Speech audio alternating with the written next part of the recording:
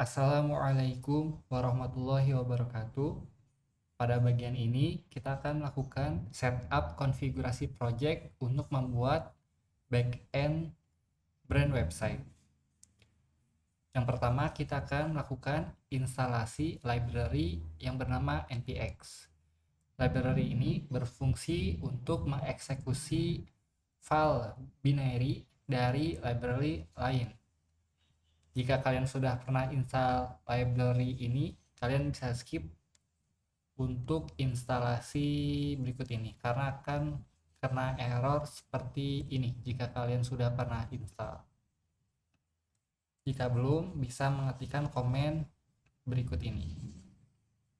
Selanjutnya, kita akan melakukan setup sequelize di project ini dengan menjalankan komen npx sequelize init. Nah, nanti itu akan ada otomatis terbuat 3 folder bernama models, migration, dan seeders. Untuk model berguna sebagai mapper atau kelas yang merepresentasikan struktur tabel database. Lalu untuk yang migration, folder migration berguna sebagai tempat untuk membuat, mengubah, bahkan menghapus tabel di database.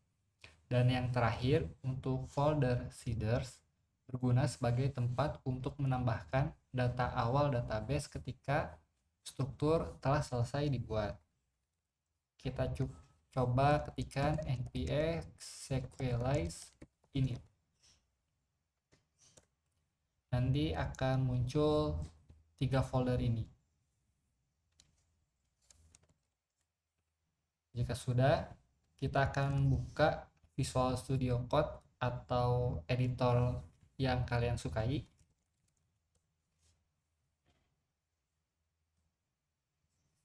Yang pertama, kita akan membuat file .env di sini.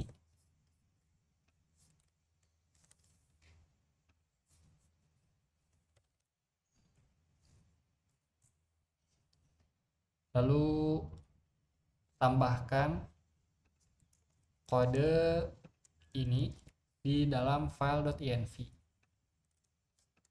Nah, variabel-variabel ini berguna untuk membuat backend Express ini berjalan dengan normal. Yang pertama itu ada port 2600. Jadi nanti service aplikasi atau service Express ini akan berjalan di port 2600. Kemudian untuk db name, db username, db password, dan db hostname berguna untuk konektivitas ke database MySQL.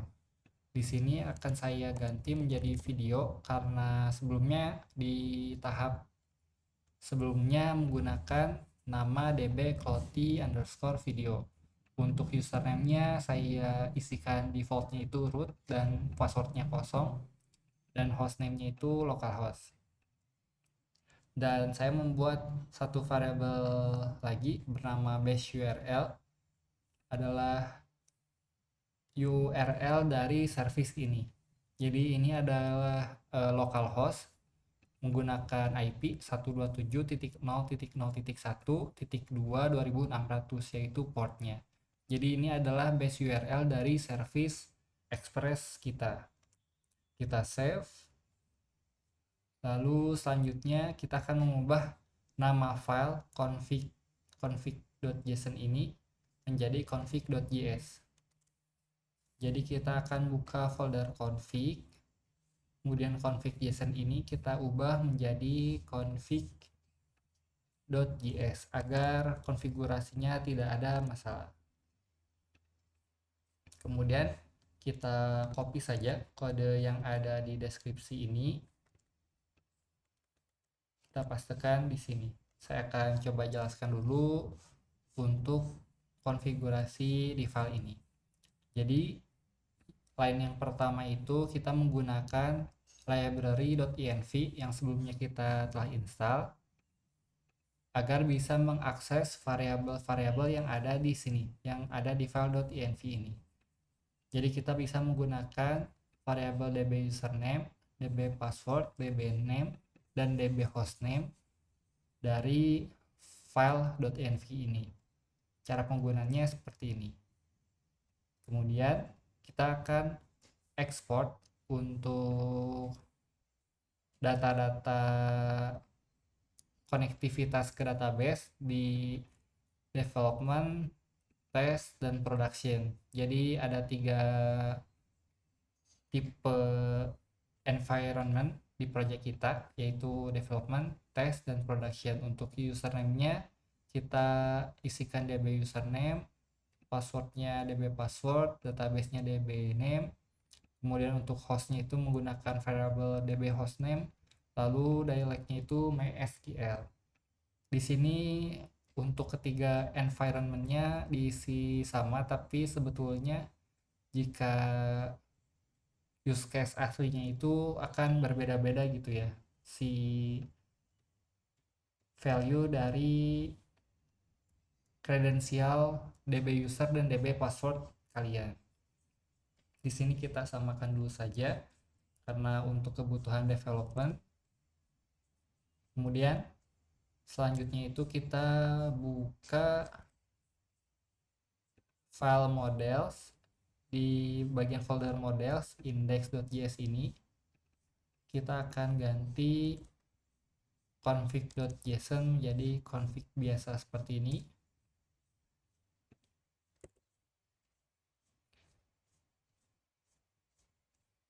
Kemudian kita buka file app.js ini, lalu tambahkan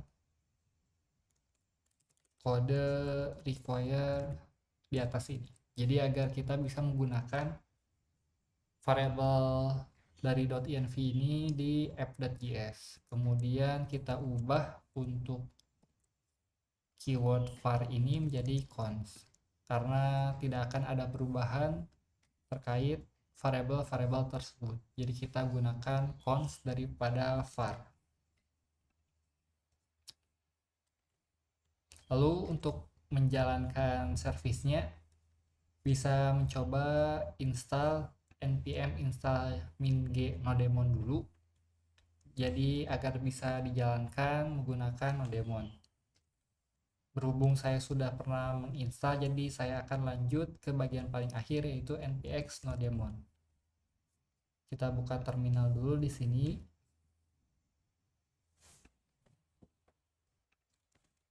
npx nodemon. Kemudian kita coba cek di localhost dengan port 2600. Jika konfigurasi berhasil, maka tampilannya seperti ini. Jika kalian ada kendala atau kesulitan, kalian bisa coba chat di grup Discord atau di kolom komentar.